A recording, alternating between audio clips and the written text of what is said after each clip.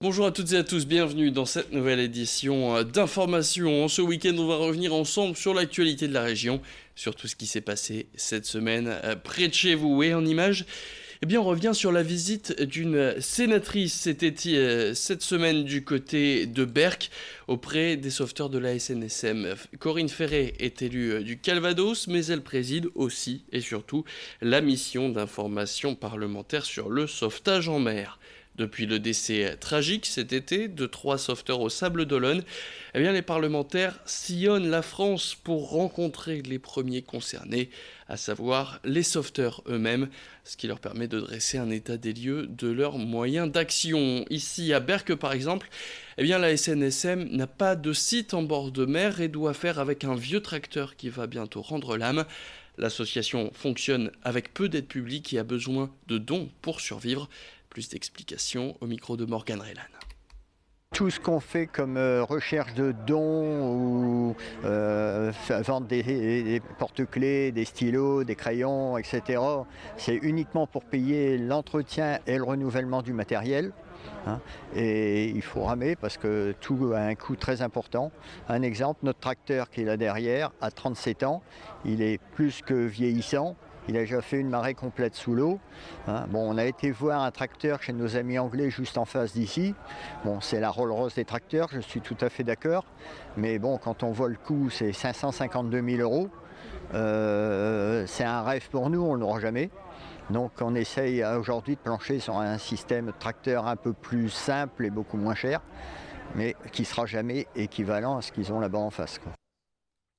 On en vient à ces opérations des forces de police dans le cadre de l'opération de sécurité du quotidien, notamment après une sollicitation des habitants de la rue des Postes à Lille. La police a donc effectué des opérations de contrôle lundi après-midi dans cet axe situé entre le rond-point de la Porte des Postes et le théâtre Sébastopol. Et en quelques heures, on peut dire que les forces de l'ordre ne sont pas sorties pour rien. Elles ont relevé 21 infractions au code de la route et ont procédé à 4 interpellations.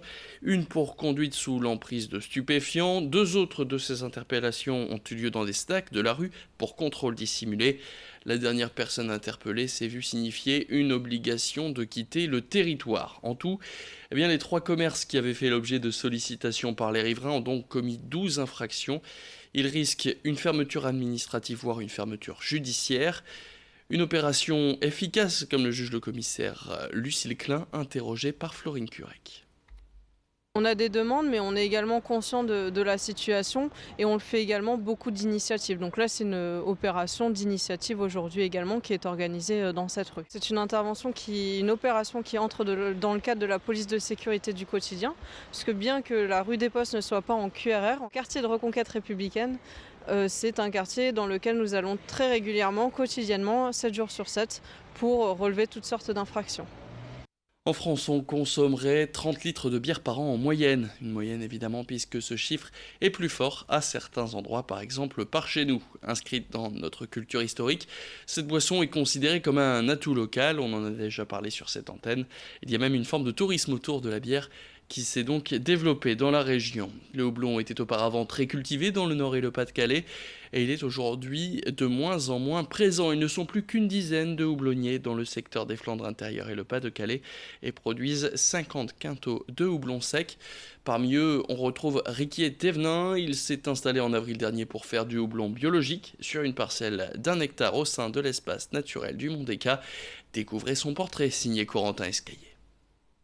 La bière est très appréciée dans le Nord, mais la culture du houblon, plante avec laquelle est fabriquée la boisson, est rare dans la région, bien plus qu'en Belgique ou aux Pays-Bas par exemple. Pourtant, certains irréductibles se lancent dans cette culture. Non content de produire du houblon, Riquier Thévenin a décidé de se lancer dans l'agriculture biologique. Ça faisait longtemps que j'avais envie de devenir agriculteur. J'avais envie de devenir agriculteur dans les Flandres. Et pour ça, comme la terre est rare et chère dans les Flandres, il fallait que je trouve un projet qui puisse se mettre en place sur peu d'hectares.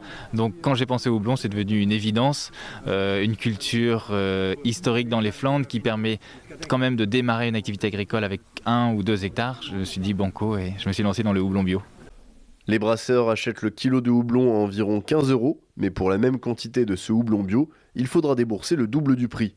Le jeu en vaut la chandelle, Le marché du bio se développe, y compris dans le secteur de la bière.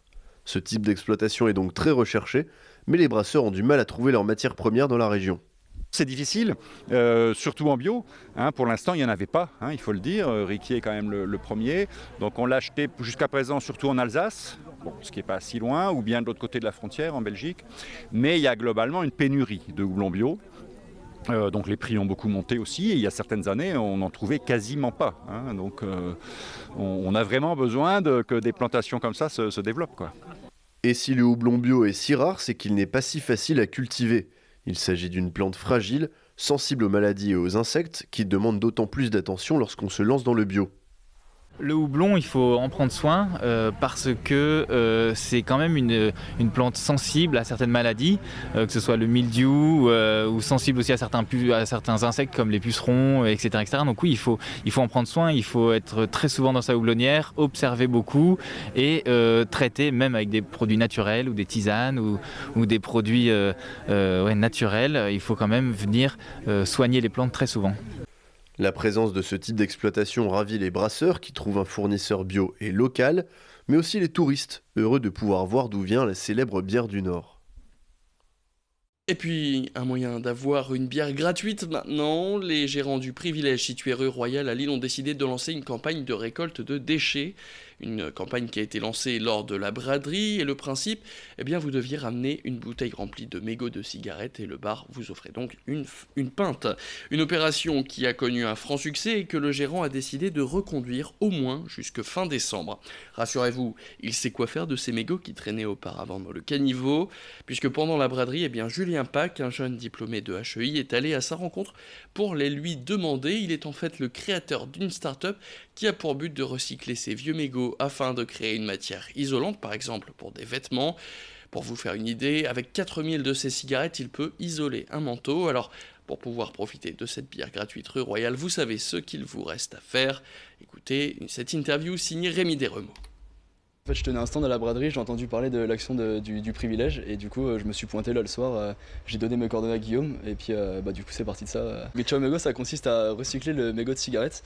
En fait le but, il y a 3 étapes, c'est d'abord la récolte, donc on vient récupérer en fait tous les mégots comme par le biais de l'action lancée par le privilège. Après c'est de le traiter, c'est d'obtenir une fibre qui est plus toxique et qui sent plus, qui est propre. Et ensuite c'est de le transformer en plaque isolante en fait qu'on a ici. Pour en faire soit de l'isolation pour les maisons, soit pour faire de l'isolation dans les manteaux, dans le textile. Après il y a un autre domaine aussi que j'aimerais étudier, c'est le domaine du plastique, mais pour l'instant j'en suis pas encore là, ce sera pour après. Voilà, c'est la fin de cette édition. Merci à toutes et à tous de l'avoir suivi. L'information continue. Dans le prochain quart d'heure, c'est Adrien Lannoy qui sera à ma place. Quant à moi, je vous souhaite un excellent week-end.